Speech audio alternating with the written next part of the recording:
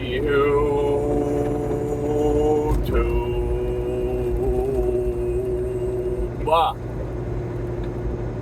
So I'm watching this guy kukS. You know, I haven't watched a video of his in quite some time. It's all very repetitive. He doesn't have a singular thought that he came up with himself. And he takes information that other people make videos about, and he finds a reason to disagree and be argumentative about it. And his whole thing is, his whole, as he likes to call it, shtick, as he says, my whole shtick is to get myself into situations where I mess up so I can make a video about it.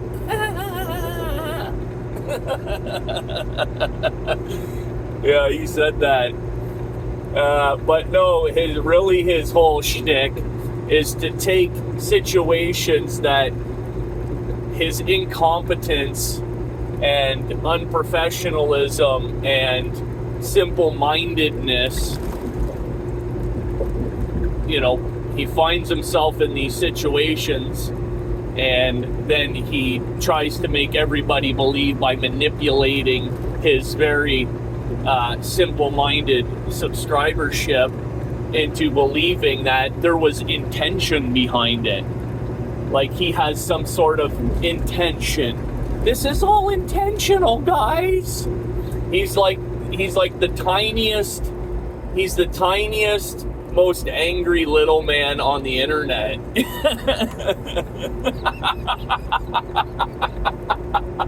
That's true, right? And I'm a 10-year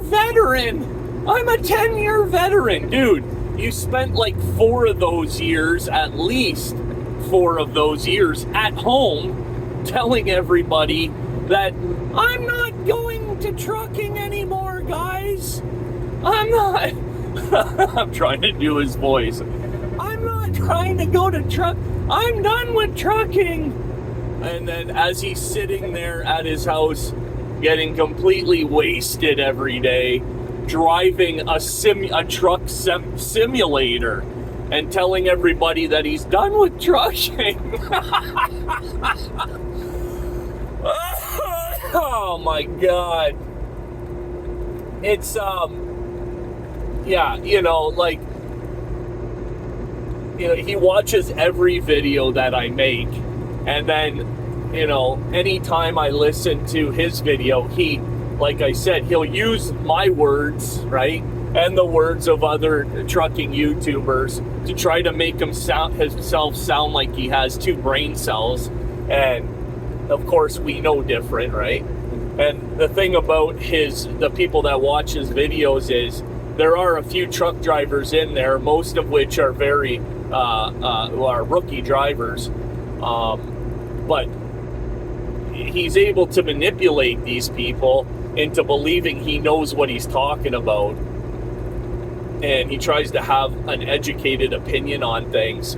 The last video he made was trying to convince everybody that lease purchase is going to be the way of the future for trucking, and how it's a good idea, and he uses the term barrier to entry, right, which is, you know, something I've been talking about on this channel for quite some time.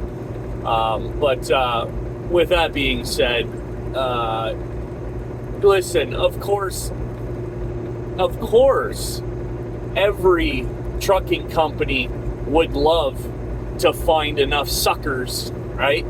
Enough desperate individuals to lease their trucks while not paying them for their work, like 90% of the lease purchase programs, or as we've coined on our channel recently, the fleece purchase programs. I like that.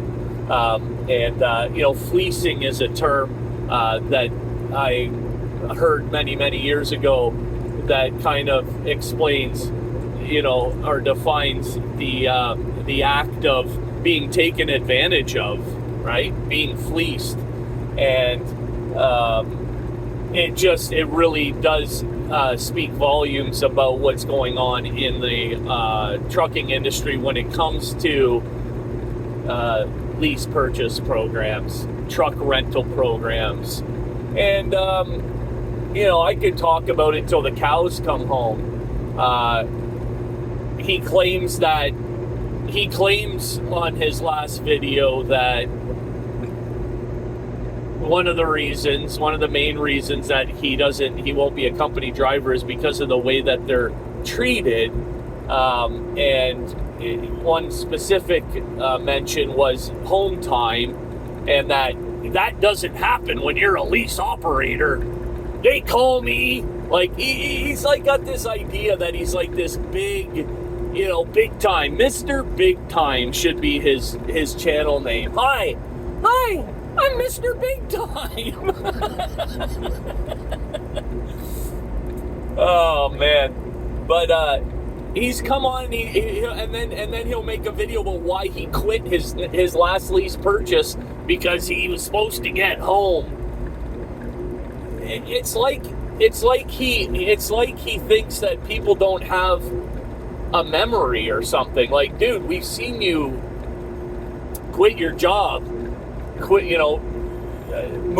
from one company to another with a quickness because they won't get you home on your lease purchase. And so now you're making a video saying that doesn't happen.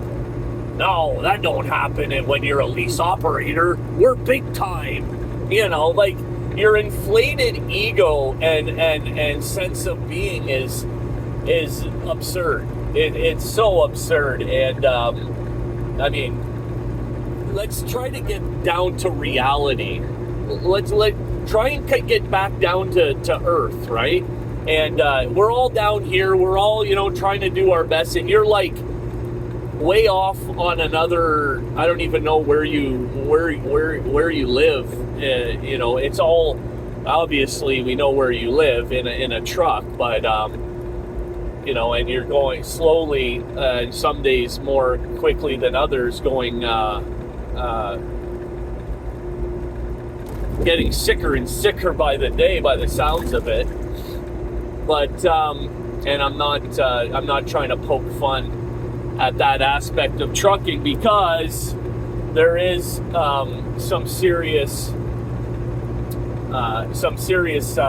issues when it comes to mental health in trucking. That's for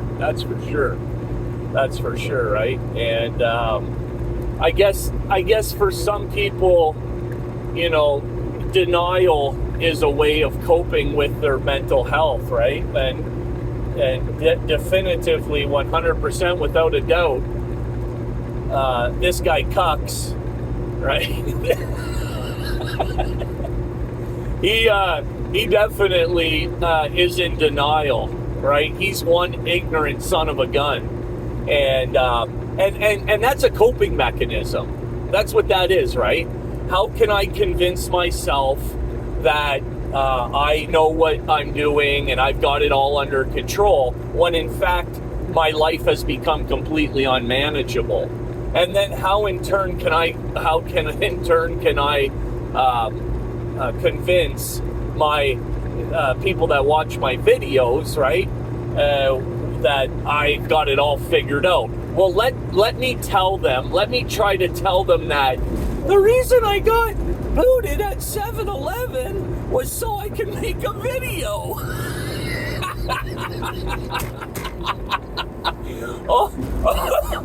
Okay. Excuse me. Yes, okay, we believe you. Oh man, no. This guy kukS, he gets himself in all these jams. And, because he likes to make videos and show people how incompetent he is, right?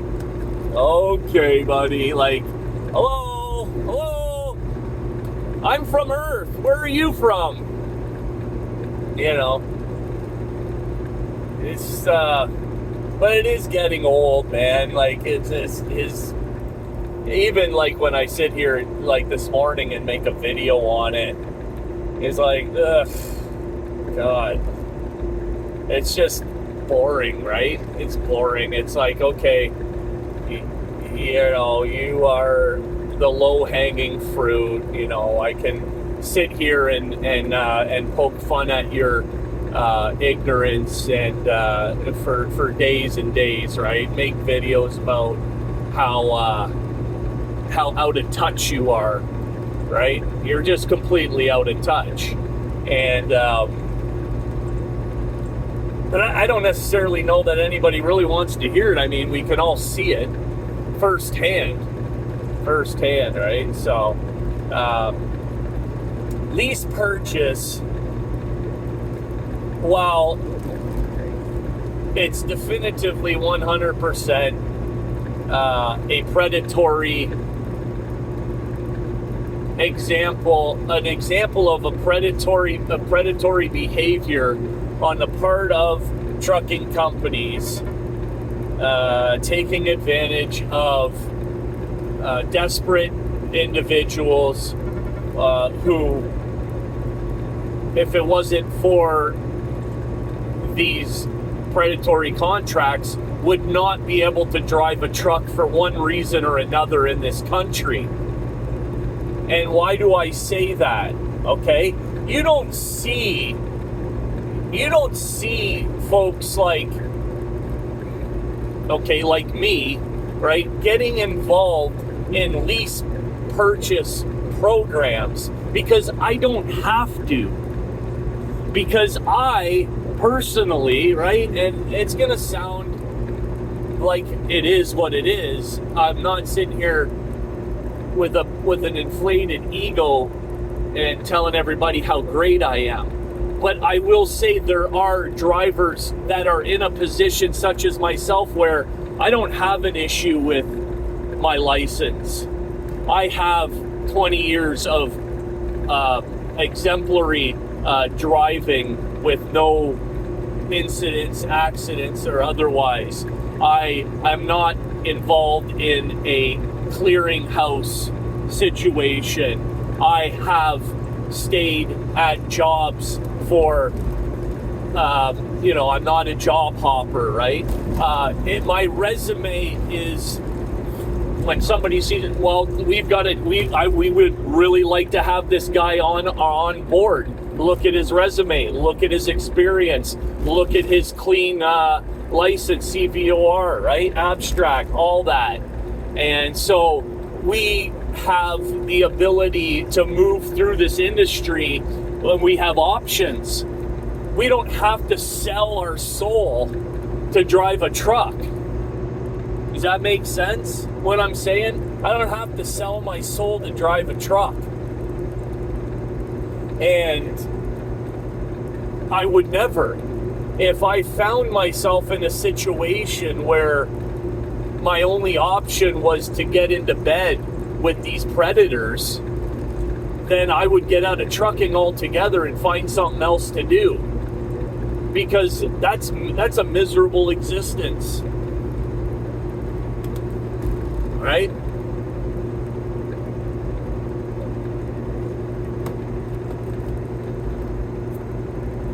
Miserable existence. So, but these people, there are more drivers than not, or more drivers, there are more drivers out here that have found themselves in a compromised situation for one reason or another, and they have limited options. And when your options are limited, then you find yourself taking what you can get. You find yourself, you live in a certain part of the country, and there isn't a company within 1,000 miles that'll hire you because of your reputation, because you've worked at 90% of those places in your first 3 to 5 years of driving. Okay, so now you find yourself like, I live in Colorado and I've got to work in Wisconsin. I've got to work for a Wisconsin trucking company. I mean, you know, it's like, how much sense does that make? How much sense does that make? You know, I live like 30 miles from my terminal, right? I mean, there's all kinds of scenarios where, you know, trucking can be so much more difficult than what it needs to be based on decisions that you've made that have negatively impacted your ability to do the job without all this extra crap, right? And I'm not suggesting that anyone who takes a job outside of where they live is in a bad situation with their license or anything like that. But I will say that plays a big part in why people. I mean, the only other reason I could sit here and come up with why somebody would choose to work, you know, 1,000 miles from where they live is probably maybe there's a specialized type of trucking that you do. Let's say like you want to work in entertainment and they don't offer that kind of work where you live. Okay, I could see that. Another reason might be, you know, you want to run certain lanes. Maybe you don't want to run the lanes that are, you know, offered where you live. You know, maybe that's something, right? I don't know. Hit me up in the comments. Let me know what are some other reasons why somebody would choose to work 1,000, have to fly or take a whole day's car ride to get to where you work. But let me know in the comment. Actually, I should make a video about that because I don't understand it myself personally. I don't. All right? I don't understand why you would choose to do that. Why wouldn't you just want to park your truck like, you know, where your personal vehicle is and drive your happy ass home for a reset?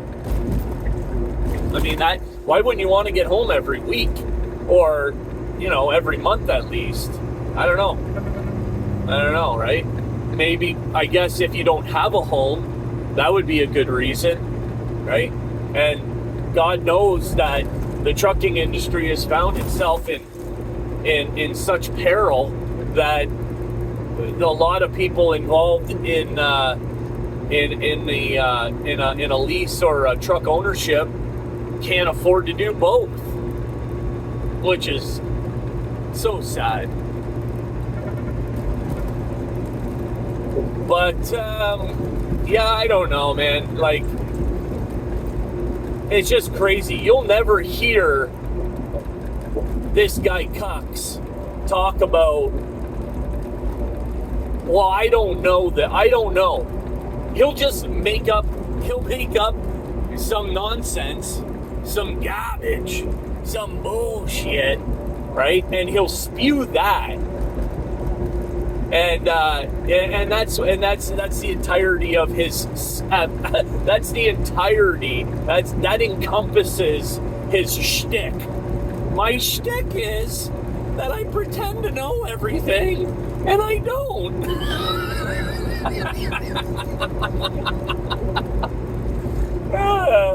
Because I'm a 40-plus-year-old, 10-year veteran who only spent half of that amount of time on the road, but he won't ever admit to that. Go ahead, tell him, Josh. Tell him how many years you sat on home, right? Oh, you've had a license for 10 years, but have you actually been in a truck for 10 years? No, not even close there, bud. Not even close there, buddy. So, stop lying. How about that? You want to be taken seriously, how about don't be such a liar? A bold-faced liar. Right? And then maybe people take you seriously. Then maybe, people might give you some respect.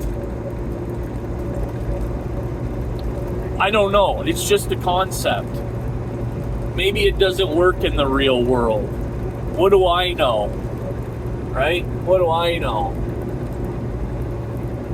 So anyways, go over there and subscribe to his channel so we can shut him up about hitting. I gotta hit 10,000 subscribers, guys. Come on, guys. I don't know what's going on here. Is it the election? Is it the election? That's why people are watching my videos? I think people are just getting tired of your nonsense. I know I am.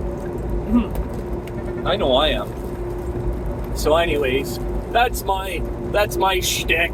That's my shtick for today. And that'll be the last video for the week, guys. I hope you I'm going right into Chi-town this morning. And as you can see, the sun is already up. Right? So I'm SOL.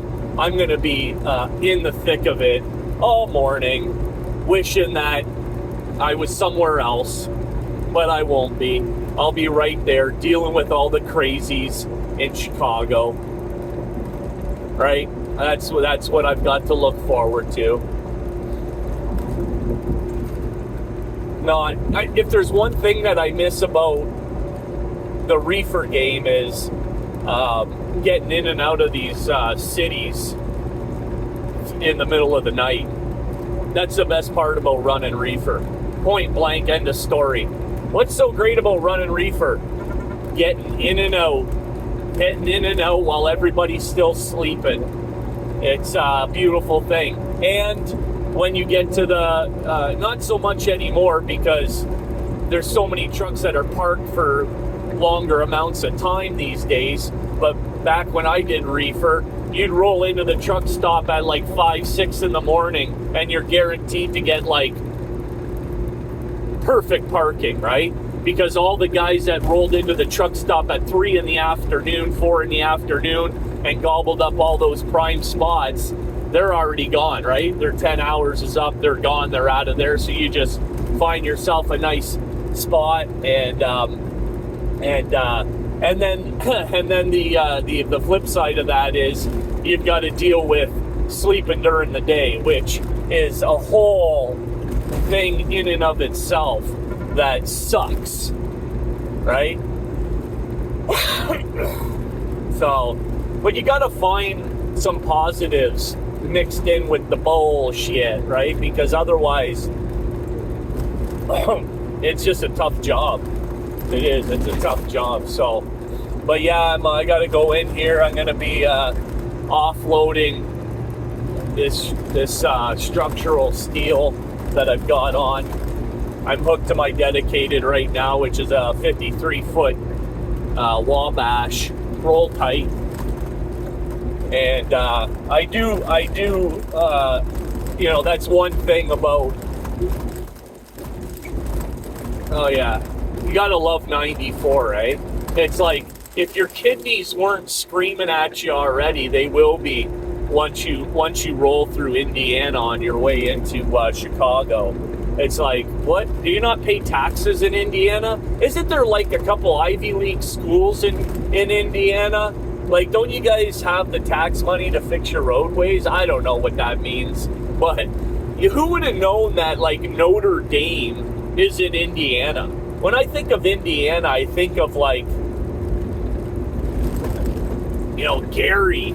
Like, I'm almost certain that there are some of the most impoverished places in this country are within Indiana, right? But then you've got, like, Notre Dame University, and I do believe there's one more Ivy League college in Indiana.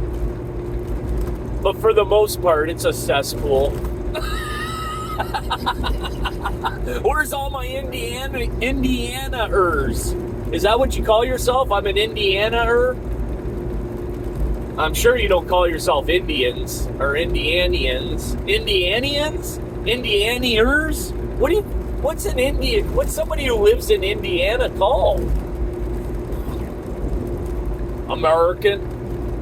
Good morning, America. How the hell are you? Shout out to Life with Pana. Go check out their channel.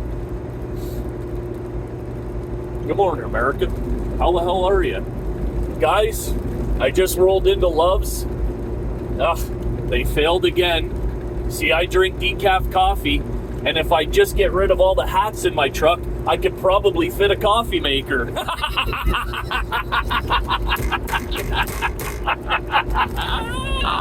That's a good one, Steve.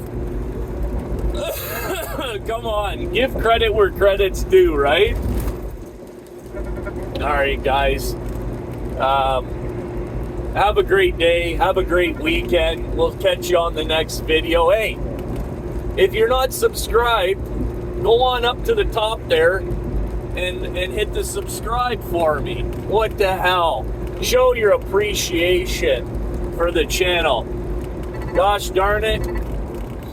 All right, catch you on the next video. Driver's on. Over and out.